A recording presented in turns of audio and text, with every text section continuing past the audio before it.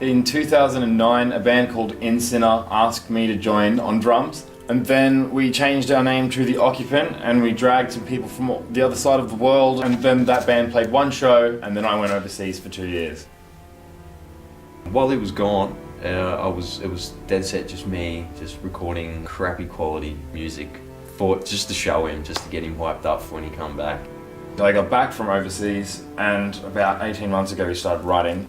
Then I just started gathering all these musicians, all off just social media, man. And now we are recording and spending heaps of money. I'm nervous. I'm nervous that I've convinced everyone to do something and we're still going to listen back to it afterwards and be like, oh dang, that cost us all this money and shit. And why did you do this? I'll just say I'm a drummer. Why did you fucking listen to me for? Seething full, rising liquid shining. I'm writhing and gasping for blindness. How many seconds until breath? Years in the making, build a moment rims. My influences, they start from stuff that is spacious and ambient with post-rock bands like Jacob and Isis, and I guess it ranges into more technical styles of music with bands like Dillinger Escape Plan and Deftones. I'd say my biggest influences for how I play is probably a clean mixture between Tim Comerford of Rage Against the Machine and John Stockman of Carnival. Everything he does is gold, and I want to be him, essentially. I'm really into some post-metal bands like Isis, Cult of Luna, Rosetta, but then I really like a lot of post-hardcore and like modern metalcore kind of bands like The Chariot and Norma Jean, that kind of stuff. They started with listening to Bob Dylan, Led Zeppelin, the Beatles with my dad. Then when I was about 11, 12, I got really into pop punk. So I went and started getting guitar lessons, and then I got really bored playing pop punk, and metal was a lot more technical, and that's where I found bands like Decapitated, Behemoth, Nile, Coheed and Cambria, Leprous, that sort of thing. Dissonant sort of music, I guess, just stuff that kind of pushes that barrier. I really like music that, messes with the rhythm of it all.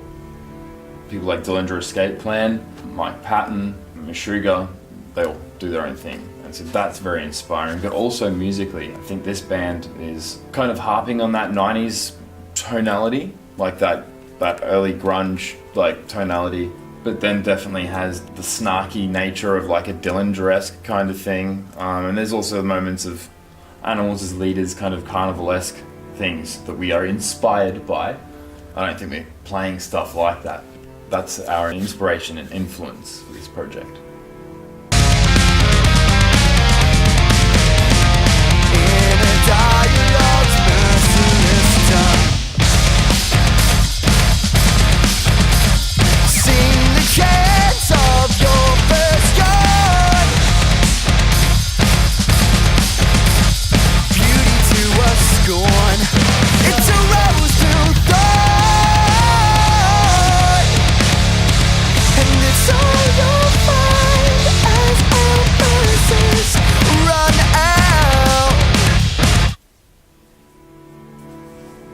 I'm pretending to be a live sound engineer.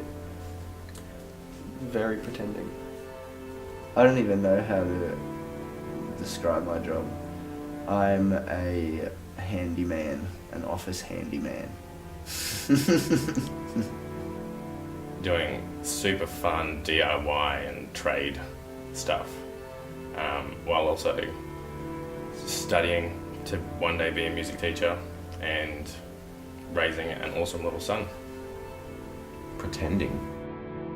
But I am a musician. When I'm not pretending to be a musician, my job is teaching people to pretend to be musicians. So I'm perpetuating the disease. The last lightning cool step in a world of substance.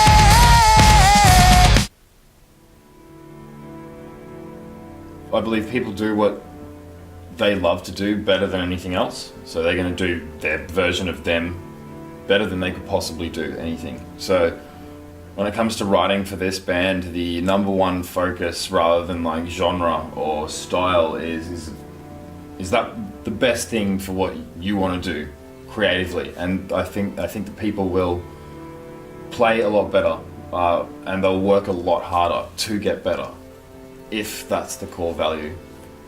It's been really positive to kind of enter a group that's been going for a while and have all of my ideas listened to and nearly all of them taken up.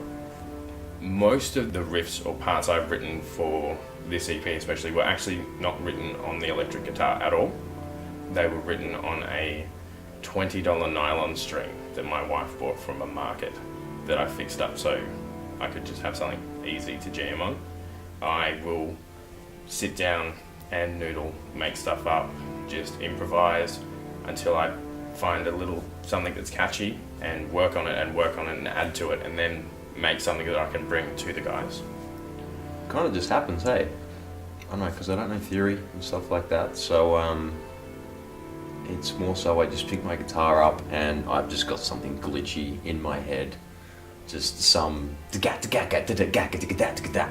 and then I just put that on my guitar and then I just work it out from there. Time is less without subject to the waves of